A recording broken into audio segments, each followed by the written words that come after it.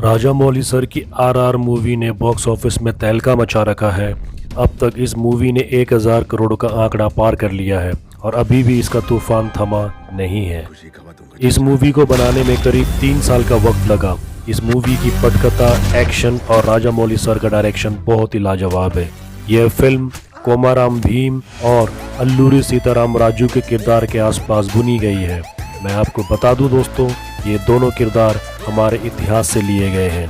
जी हाँ दोस्तों, कोमाराम भीम और अल्लूरी सीताराम राजू दोनों ही क्रांतिकारी और स्वतंत्रता सेनानी थे, जिन्होंने 1920 से 1940 तक ब्रिटिश साम्राज्य के खिलाफ मोर्चा संभाला था।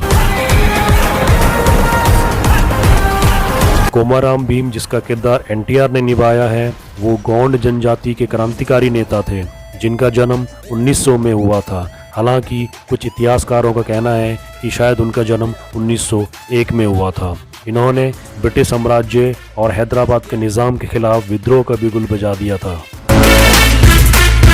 yeah. 1882 के मद्रास फॉरेस्ट एक्ट के खिलाफ आदिवासियों को इन्होंने खड़ा किया।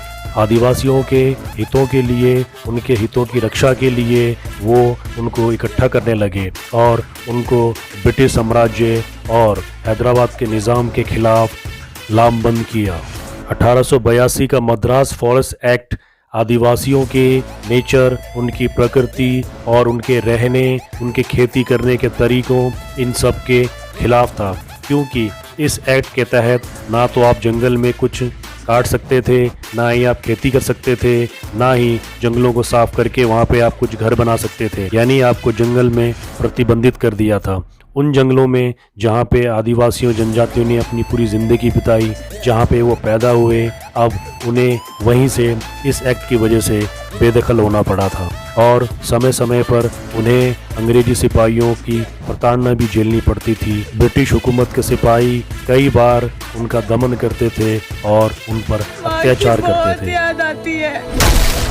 इसी के बाद कोमाराम भीम ने जनजाति आदिवासी लोगों को इकट्ठा किया और ब्रिटिश साम्राज्य और हैदराबाद के निज़ाम के खिलाफ विद्रोह कर दिया। उन्होंने जल, जंगल, जमीन का नारा दिया और इसी तरह उन्होंने 300 लोगों की अपनी एक फौज यानी एक छोटी सी सेना बना ली थी और इसी से वो विद्रोह करते थे।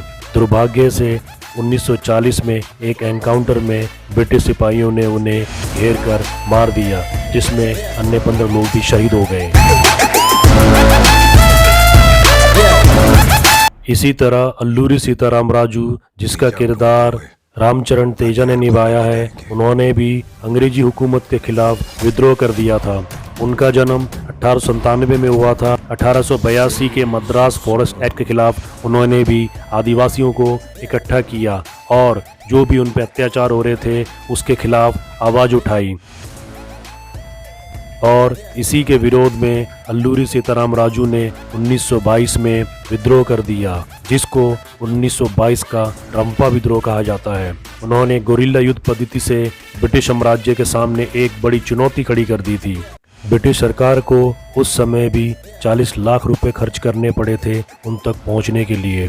1924 में उन्हें कोयरू गांव के चिंतापल्ले जंगल में घेर लिया गया और उन्हें पेड़ से बांधकर ब्रिटिश सिपाहियों ने गोलियों से भून दिया। इस तरह से इतिहास के असली पात्रों को लेकर फिक्शन जोड़कर फिल्म को बनाया गया है। तो हम ये कह सकते हैं कि RRR एक सत्य घटना और पात्रों से इंस्पायर होकर बनाई गई फिल्म है, जिसको आप दिल से महसूस करेंगे। जब SS राजामौली जैसे डायरेक्टर हमारे इतिहास के भूले हुए वीरों पर ऐसी मूवी बनाते हैं तो एक बार तो देखना बनता है। हालांकि फिक्शन जोड़कर मूवी बनाई गई है, फिर भी हमारे इतिहास के सच्चे वीरों की याद ज़रूर दिलाती है। आप देख रहे थे बॉलीवुड विद दीपक। खुश रहें, सलामत रहें, टेक केयर दोस्तों।